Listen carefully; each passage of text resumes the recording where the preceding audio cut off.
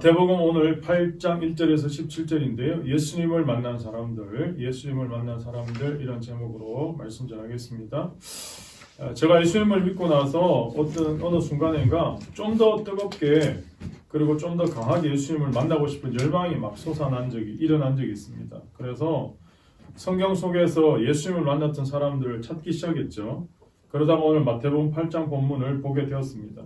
오늘의 본문은 각자의 삶의 자리에서 예수님을 만난 사람들의 이야기입니다. 그래서 오늘 제 설교 제목도 예수님을 만난 사람들이라고 정했습니다. 저는 오늘 예배 가운데 있는 여러분 모두가 정말 우리 두 사람께 모든 가정이 정말 예수님을 제대로 만나는 간증이 있으면 좋겠다라는 간절한 마음이 있습니다. 오늘 우리의 신앙생활의 모든 문제는 하나님과의 관계에서 오거든요. 우리의 삶이 하나님과 가까우면 가까울수록 신앙생활이 힘이 덜 듭니다. 그리고 활력이 넘칩니다, 삶에. 그러나 하나님과 멀어지기 시작하면요, 신앙생활이 피곤해져요. 힘들어집니다. 요한 3서 2절에 보면 사랑하는 자여 내 영혼이 잘된 같이 내가 범사에 잘되고 강건하기를 내가 간구하노라 라는 구절이 있거든요. 지금은 돌아가셨지만 순복음교회 조영규 목사님 제일 좋아하셨던 구절 아닙니까? 그래서 영혼이 잘된 같이 범사가 잘되고 강건하기를 원한다. 삼중 축복이니 이렇게 이야기하시면서 근데 제가 목회 현장에서 뛰어보니까 이 말씀이 진짜 가슴이 와닿더라고요. 영혼이 잘 돼야 범사가 잘 되고 강건해지는구나. 이게 이제 순서예요, 순서. 결국은 영혼이 살아나야 삶의 모든 문제가 해결되고 풀린다는 거죠. 제가 처음 신앙생활 시작했던 80년대 말에는 부흥회가 진짜 많았거든요. 간증 집회도 되게 많았고. 저 역시도 저보다 먼저 신앙생활을 통해서 드라마틱한 간증을 가진 그분들의 이야기, 많은 분들의 이야기를 참 많이 듣고 또 책으로도 읽었던 것 같습니다. 도전도 많이 받았고 신앙에 도움도 많이 받았습니다. 여러분 읽어보셨는지 모르겠지만 안희숙 사모님이라고 간증집이 있는데요. 그때는 죽으면 죽으리라 이런 간증집. 그리고 그 시각장애인이었던 안요한 목사님의 낮은 대로 임하소서 이런 간증집들인데 이게 다 영화로도 막 나왔거든요. 부흥회도 얼마나 많은지 몰라요. 지금 한국교회에서 거의 은퇴하신 한 80대, 90대 되신 목사님들 그 부흥회를 제일 많이 하던 그런 시절이었거든요. 대학교 처음 1학년 때 그야말로 불같은 신앙의 열정이 있을 때였습니다. 그 당시 대학교 안에 제가 선교단체는 거의 웬만하면 다 쫓아다녀 봤거든요. 내비게이터, CCC, IBF, UBF, GBT 제가 다 가서 근데 그것도 모자라서 성경부하고 싶어서 제가 살던 동네 제일 큰 교회, 대학부가 몇백 명 모이는 그 교회에 주중에 대학 청년부 지도 목사님이 밤마다 하는 성경부가 있었거든요. 그래서 저희과 2년 선배 누나 따라 제가 그 교회 출신도 아닌데 성경부 가서 일주일에 한 번씩 가서 2시간, 3시간씩 그 대학부 목사님한테 1년 동안 제가 구약 성경을 공부를 했어요. 근데 그때 배웠던 게 아직도 연풋이 기억이 나는데 그리고는 그 배운 거 가지고 토요일마다 저희 교회는 지도해줄 청년대학부 목사님도 없고 중고등부 지도자도 없으니까 기도회를 선배들이 인도하는 거예요. 그럼 고등학생들, 중학생들 한 20-30명 그때도 기도회를 했거든요. 토요일마다. 그러면 그 기도회 할 때 그 가서 배웠던 걸 있대요. 제가 CCC나 아니면 그 대학부 가서 배웠던 그걸 갖고 애들 가르치는 거예요. 잘 가르치는지 모르겠지만 하여튼 가르치고 그리고는 한 5분 10분 가면 동대구역이라고 있거든요. 역에 가서 기타 치고 찬양하면서 또 노방전도를 막 하는 거예요. 누가 시켜서 하는 게 아니고 하다가 그때는 역마다 여호와 증인들이 그렇게 많았어요. 여호와 증인들. 역 대합실에 미리 와서 선점하고 앉아있는 사람들 거의 여호와 증인들이었어요. 그래서 그 여호와 증인들하고 전도하다가 또 막 논쟁하고 그리고는 서로 해결이 안 되니까 다음 주에 또 봅시다. See you. 다음 주 이러면서 이제 또 헤어지고 그렇게 뜨거웠던 시절이 있었거든요. 제가 목사가 되고 이제 또 다른 환경에서 주님 일을 하면서 가만히 생각해 보면 그때 열정과 뜨거움으로 지금도 살고 있는 거 아닌가 하는 생각이 가끔 들 때가 있습니다. 솔직히 말씀드려서 저도 한때 추억으로 간직하고 있던 이 사건이나 감정들이 다시 제 안에서 요즘 정리가 되기 시작했거든요. 흔히 우리가 믿는 이 기독교를 처음의 종교다 이런 말 많이 하거든요. 사실 이 말은 성경에 근거하고 있는 겁니다. 이스라엘 백성들이 하나님을 떠나 다른 이방 종교를 통해서 타락하고 범죄하고 있을 때 하나님이 호세아 선지자를 통해 이렇게 외치게 만들었거든요. 오라 우리가 여호와께로 돌아가자. 여호와께서 우리를 찢으셨으나 도로 낫게 하실 것이요 우리를 치었으나 싸매어 주실 것임이니라. 여호와께서 이틀 후에 우리를 살리시며 셋째 날에 우리를 일으키시리니 우리가 그 앞에 살리라. 그러므로 우리가 여호와를 알자. 힘써 여호와를 알자. 그의 나타나심은 새벽빛같이 어김이 없나니 비와 같이 땅을 적시는 늦은 비와 같이 우리에게 임하시리라. 그렇게 말씀하십니다. 이스라엘 백성들이 타락했던 가장 근본적인 이유는 하나님을 제대로 만나지 못했다는 거죠. 하나님을 몰랐다는 거죠. 그래서 호세아 선지자는 우리가 다시 하나님께로 돌아갈 뿐만 아니라 하나님을 아는 것에 열심 낼 것을 촉구하거든요. 근데 우리가 의문점이 생기잖아요. 아니, 하나님께서 선택된 이스라엘 백성들이 하나님을 몰랐다? 이게 무슨 말이지? 그런데 여기서 말하는 하나님을 안다는 건 지식적으로 아는 게 아니고 날마다 하나님을 살면서 경험하는 걸 말하거든요. 그러니까 이스라엘 백성들은 삶은 완전히 우상을 섬기면서 머리로 오는 하나님을 안다고 생각하는 거죠. 저는 오늘 우리 성도님들을 위해 간절히 기도한 제목이 한 가지 있다면 정말 모든 삶의 자리에서 우리 더사랑 성도들이 하나님 만나는 정말 간증이 있기를 기도하는 겁니다. 예전에 어느 유명한 교회 목사님이 자신이 목회하는 교회 성도들이요 어떤 어려운 문제나 가정적으로 힘들면 막 박수를 치고 너무 좋아했다는 거예요. 아니 목사님이 무슨 자기 교회 성도들이 어려움 당하면 저렇게 좋아하나? 이유는 뭐냐? 드디어 저분이 하나님 만날 수 있는 기회가 생겼구나. 드디어 저 문제 때문에 고난 때문에 하나님을 찾겠구나. 드디어 저 어려움 때문이라도 기도하겠구나. 그래서 기뻐하고 감사했다는 거야. 사실 우리 중에 누가 자발적으로 스스로 알아서 매일 하나님 말씀 붙들고 열정적으로 기도하면서 하나님 은혜를 찬송하고 감사하며 살 사람이 몇 명 되겠습니까? 사실 우리가 살다 보면 어느 순간인가 희미해지거든요. 옛날에 할 때가 있거든요. 그러면 그 순간 사건이 터집니다. 우리의 환난은 환경이 어려워서 오는 게 아니고요. 환경은 변함이 없는데 하나님의 위로와 격려를 받지 못한 게 환난이에요. 사건 자체가 힘든 게 아니고 그 사건이 하나님 말씀으로 해석이 안 되기 때문에 힘든 거죠.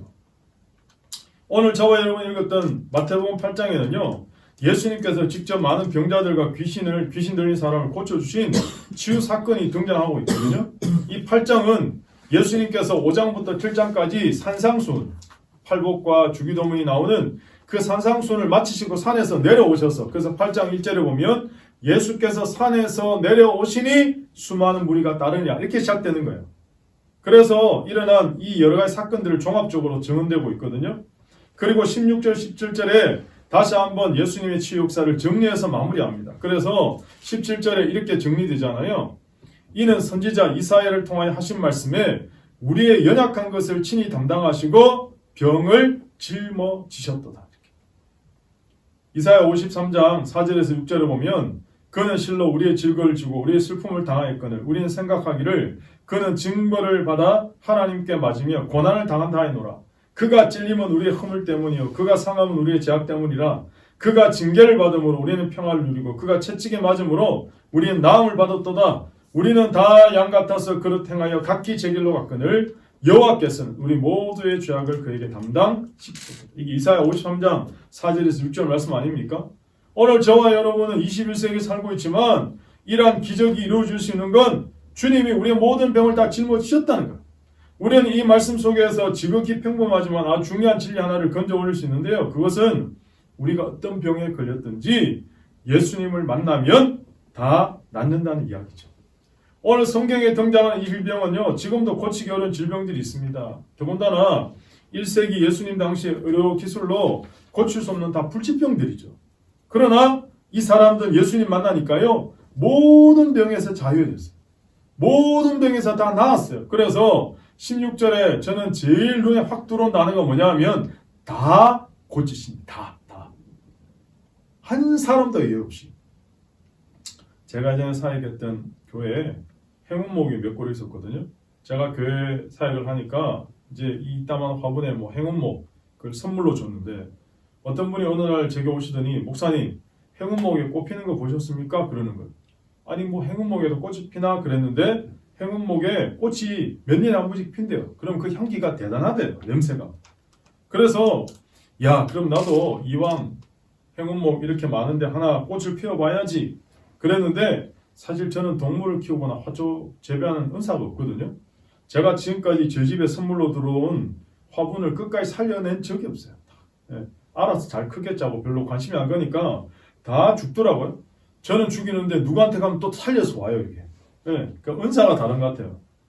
그러다가 어느 날 얘들도 생명인데 한번 살려봐야 되겠다. 행운목에 꽃 한번 피워봐야겠다. 그러고는 제가 얘들이 양분이 부족하구나. 그래서 분갈이 해야 되겠다 싶어서 홈디포 가서 흙을 사와서 막 분갈이를 한 적이 있거든요. 제가 지금 말씀드리고자 하는 핵심 뭐냐? 아무리 겉으로 번듯한 나무 같지만 그 나무가 제대로 살려면 어디가 살아야 됩니까? 뿌리가 살아요. 뿌리가. 예. 겉으로는 말라있는 것 같지만 뿌리가 튼튼히 살아있으면 그 나무는 다시 회복될 수 있잖아요.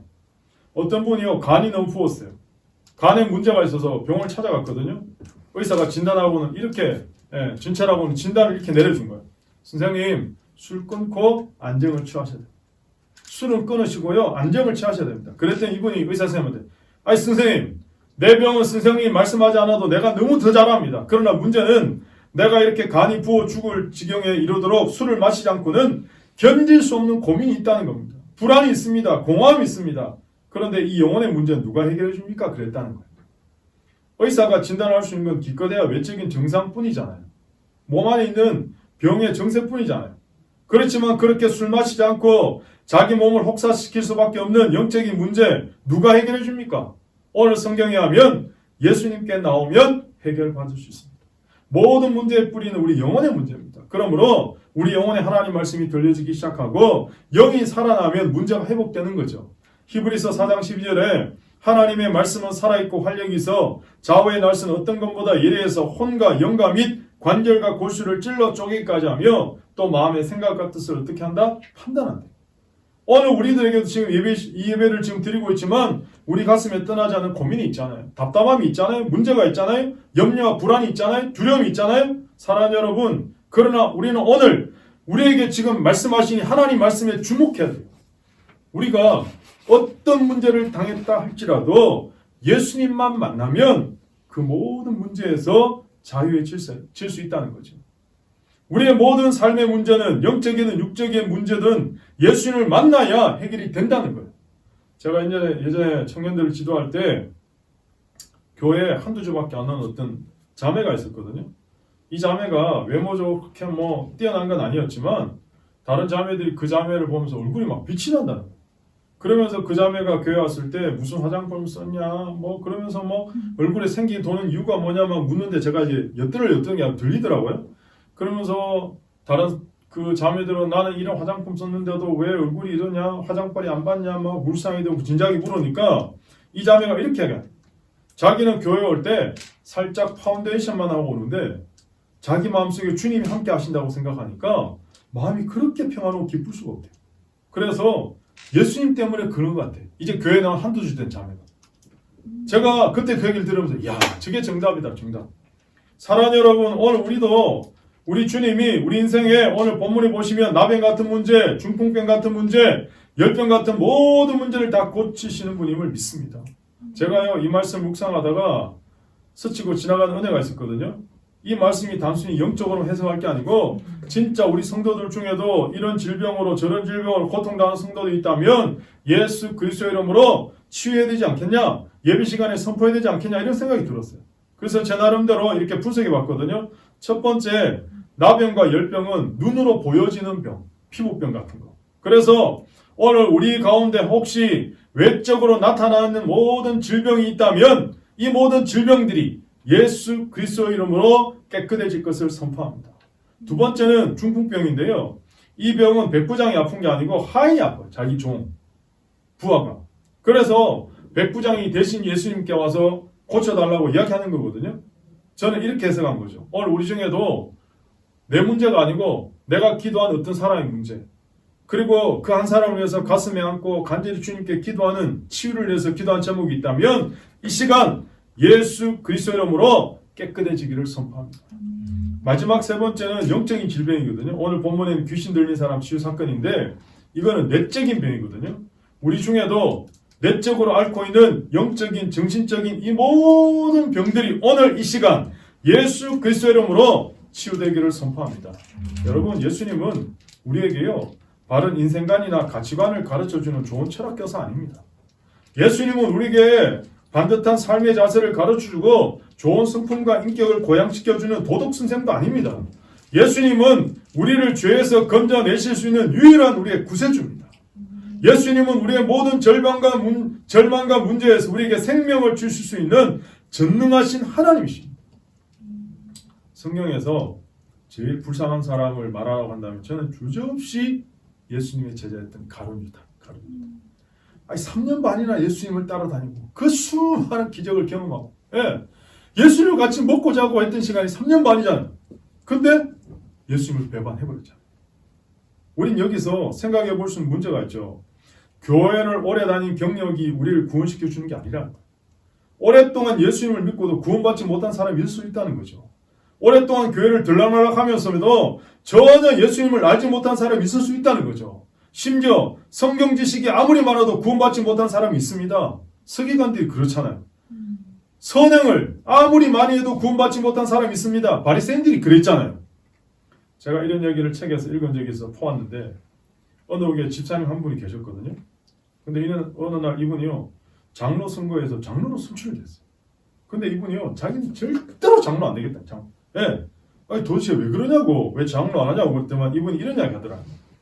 과거에 저는 공부를 참 잘했습니다. 그래서 좋은 대학도 나오고 사회적으로도 굉장히 출세한 CPA 공인회계사가 됐대요. 그래서 많은 것을 갖추고 있어서 이 정도로 사회적인 안정을 얻었으면 이제 나이 40이 되기 전에 종교 하나쯤은 가지는 게 좋겠다 생각하고 집 근처에 교회를 나가게 됐다는 거예요. 교회를 한 3년 정도 다니니까 교회에서 집사를 시키겠대. 집사를. 자기는 집사고 뭐고 안 하겠다고 막 그랬더니 교회에서 적당히 부를 호칭이 없으니까 집사라고 이렇게 좀 부르면 얼마나 좋겠냐. 그래서 마지못해 집사가 됐대요. 그 이분이 공인회계사인 터라 교회 일꾼이 부족하니까 교회에서 재정부 일을 맡게 돼요. 그래서 재정부 일을 맡아서 공인회계사니까 깔끔하게 너무 잘하는 거죠. 그러니까 교회 재정을 맡다 보니까 교회가 하는 일은 많은데 재정이 부족하구나를 알게 됐고 자기는 돈도 좀 있고 하니까 그래 좋은 일 한다는 뜻으로 헌금을 좀 많이 했대요. 그랬 때문에 교회에서 서리입사 되고 안수집사까지 됐다는 거예요. 그리고 한 10년쯤 지나니까 장로로 선출이 됐다는 거예요. 근데 문제가 여기서 생긴 거예요. 자기가요 더 이상 양심이 괴로워서 안 되겠더라. 자기는 예수를 안 믿는다는 거예요. 아니 예수를 못 믿겠다는 거예요. 아니 전혀 예수를 안 믿는 사람을 어떻게 안수집사까지는 어찌어찌 했는데 이렇게 말하면 안수집사님들 욕할 텐데 장로만은 양심상 도저히 못하겠대. 이분이요 10년 가까이 예수님을 믿은 사람이거든요. 교회를 다닌 분이거든요. 겉으로 볼 땐 교회 중직을 맡은 사람이에요. 그런데 예수님을 모르는 그런 사람이었습니다. 무슨 이야기입니까? 교회 안에도 불신자가 있다는 말이죠. 신앙은 길이로 재는 게 아니고 깊이로 재는 거죠. 여러분 예수님을 만나는 게 신앙입니다. 예수 그리스도를 나의 삶의 주인으로 인정하고 영접해야 하나님의 사람이 됩니다. 하나님을 믿는다는 건요 내가 주님을 인정하는 거예요. 내가 예수님 안 믿으면 지옥의 백성이 될 수밖에 없고 전혀 구원받지 못할 죽을 죄인입니다라는 것을 우리는 인정해야 됩니다. 예수님이 내 죄 때문에 나 대신 십자가에 죽으시고 나를 위해 피 흘리시고 나를 구원해 주셨다는 거 붙드는 거예요. 예수님만이 나의 구원의 유일한 길이라는 거죠. 예수님만이 나의 유일한 소망이라는 거죠. 그거 붙들고 믿는 걸 우리는 뭐라 그러냐? 구원받았다 이렇게 말하는 거예요. 나의 발부둥이 아니고 예수님이 나를 구원하셨다고 인정하는 게 복음이에요. 그러므로 우리의 삶에서 예수님을 만나는 것보다 더 중요한 게 없습니다. 여러분. 그러므로 저와 여러분 예수님 만나기 위해서 최선을 다해야 됩니다. 그러면 이렇게 질문할 수 있죠. 목사님 누가 예수님 만날 수 있습니까? 어떻게 예수님 만날 수 있습니까? 이렇게 물을 수 있잖아요. 여러분 요한복음 11장에 보시면 예수님이 죽은 나사로 살리는 장면이 나오거든요. 예수님이 죽은 나사로 살리신 건 기적 중에 기적이잖아요. 근데 재미있는 사실은 예수님이 나사로 살리기 전에 사람들한테 명령하신 게 있어요. 먼저 무덤을 막아놓았던 돌을 옮겨라 이렇게 말씀하셨거든요. 당시에는 사람의 시체를 굴 속에다 이렇게 넣어놓는 시체 이 장례 풍습이 있었기 때문에 그 무덤 앞에 있는 굴에 큰 돌로 장정 몇 명이 달라붙어야 기어 옮겨 놓을 수 있는 그 돌로 입구를 막아놨다. 근데 그걸 옮겨 놓으래. 그럼 여러 사람이 끙끙대면서 겨우 그 돌을 옮겨 놓았거든요. 근데 이미 나사로는 죽은 지 나흘이나 되어서 몸이 썩기 시작했거든요. 냄새가 나요. 그런데 냄새가 나는 나사로의 무덤에 가서 돌을 옮겨라. 이게 오늘날로 비유하면 어떤 의미입니까? 사람이 죽어서 이미 시체를 관에 넣고 땅에 파묻었는데 그 묻었던 걸 다시 관을 꺼내서 관뚜껑 열으라는 거잖아요. 파묘? 농담인데. 웬만해서는요 이걸 다시 파내고 싶겠어요? 관을? 그 관을 다시 열고 싶겠습니까? 여기서 돌을 옮기는 자체에 그 사람들이 믿음이 있다는 거예요. 그리고 예수님 하신 말씀에 대한 순종이 있는 거죠. 그랬더니 죽은 나사로가 살아나는 역사가 나타났다는 거죠. 다시 말해서 우리에게 예수님 말씀대로 행하는 작은 순종이 있어야 하나님이 능력으로 역사하신다는 거죠. 여러분 잘 아시는 CCC에서 나온 작은 전도 소책자인 사행리라는 게 있거든요. 제가 예전에 대학교 때 영해라는 그 경상북도 영덕이라는 곳에 바닷가 동네 거지 순례 전도라고 한 적이 있었거든요. 일주일 동안. 그 동네 전체 예수 믿는 사람은요 아무도 없어요. 서울에서 친척이 산다고 놀러 온 중학교 1학년짜리 여학생이 한 명 있었거든요. 딱 한 명. 바닷가 동네니까 얼마나 우상이 심한지 영적으로 대부분 느껴질 정도로 곳곳에 그냥 용왕신 섬긴다고 막 제사상 차려놓고 막 여러 가지. 근데 우리가 생각할 때 이 조그만 사행리 전도 15페이지도 안 되는 이 소책자 가지고 사람을 변화시킨다는 게 가당키 난 소리입니까? 근데요 사람들한테 그 소책자 읽어주고 복음을 전하니까 할아버지 할머니들이 마음의 문을 열고 예수님을 영접하고 눈물을 흘리고 그때 생각한 거예요. 아 사행리가 중요한 게 아니고 하나님이 이 작은 것을 통해서 일하시기 때문에 이런 역사가 일어났구나 깨달은 거예요. 그래서 하나님은요 전도에 미련한 것으로 믿지 않는 자들을 구원하시기를 어떻게 하신다? 기뻐하신다 말씀하셨죠. 지금도 마찬가지입니다. 이 설교 시간에 우리는 다 죄인입니다. 예수님이 우리를 위해서 십자가 지었습니다. 우리는 예수님을 믿어야 삽니다. 예수님 만난 모든 문제가 해결됩니다. 너무 단순하잖아요 이야기가. 그런데 이 말씀을 누가 사용하시는 겁니까? 예수님이 사용하시는 거죠. 그럼 우리가 변화되는 거 아닙니까? 가나 혼인잔치에서 하인들이 한 일은요 물을 떠다 준 일밖에 없어요. 물을 떠다 주니까 그 물을 포도주로 변화시킨 건 예수님이셨어요. 오늘 우리가 주님 말씀 앞에 우리 인생을 열어놓고 마음의 문을 열 때 예수님이 우리를 만나 주시는 겁니다. 어렸을 때 할아버지 할머니께서 많이 들려주시는 이야기가 있거든요. 동네 지독한 구두쇠 부자 영감이 있었는데 이 영감님 얼마나 지독한 구두쇠인지 소문이 났어요. 그런데 어느 날 이 구두쇠 영감님이 회갑을 맞이하게 됐거든요. 그래서 종들이 야 오늘 회갑 날이니까 하루는 편하게 쉬고 잘 먹고 잘 쉬겠지 했는데 기대를 잔뜩 했는데 이 지독한 구두쇠 영감님이 그날도 못 쉬게 하고 종들에게 새끼를 꼬라 새끼를 그것도 가능하면 가늘게 꼬요 가늘게. 그러자 종들이 막 투덜투덜거려요. 오늘 같은 날 무슨 새끼를 꼬냐. 근데 유독 한 사람만 그 새끼를 가늘고 길게 꼬라는 말에 순종했거든요. 잔치가 다 끝나고 이 구두쇠 영감님이 뭐라고 하는지 아십니까? 너희가 꼰 새끼 다 가지고 와라. 가지고 왔더니만 너희가 거기다 끼울 수 있을 만큼 엽전을 가득 끼우고 가서 독립해서 자유롭게 살아내. 새끼를 제대로 안 꼰 사람은 엽전을 몇 개나 끼웠겠어요.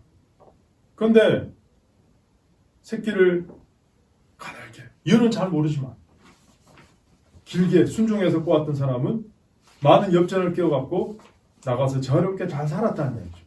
그러면서 그러니까 할아버지 할머니 말씀 잘 들어야 돼 순종해야 돼 그래서 디엔드 이렇게 이런 이야기인데 우리가 이야기를 통해서 배우는 게 한 가지 있습니다. 지금 우리가 다 하나님의 뜻을 알 수가 없어요.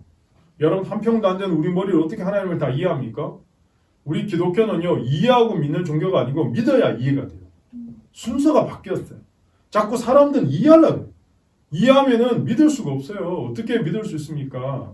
우리가 믿어야 이해가 됩니다.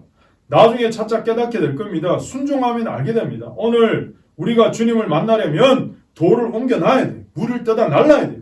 우리에게 이러한 작은 순종과 영적 싸움 없이는 예수님과의 진정한 만남을 가질 수 없다는 거죠. 다시 말씀드리지만 우리의 모든 삶의 문제는 예수님을 만날 때 해결될 수가 있습니다. 예수님을 만난 사람은 이미 모든 문제를 해결받고 살아간 사람이나 다름없습니다. 사랑하는 여러분, 오늘 마태복음 8장을 통해 눈으로 보여지는 질병이든 내적인 질병이든 아니면 내가 대신 한 영혼을 위해서 중보기도하며 가슴 아래 하는 기도 제목이든 그 외 수많은 병든 문제든 예수님을 만나면 이 모든 문제에서 치유되고 자유하고 해결될 줄을 믿습니다. 오늘 저 여러분의 모든 삶의 문제 속에 문제가 중요한 게 아니고 주님을 더 가까이 만나는 하나님의 놀라운 은혜가 있기를 간증이 있기를 예수님 이름으로 축복합니다.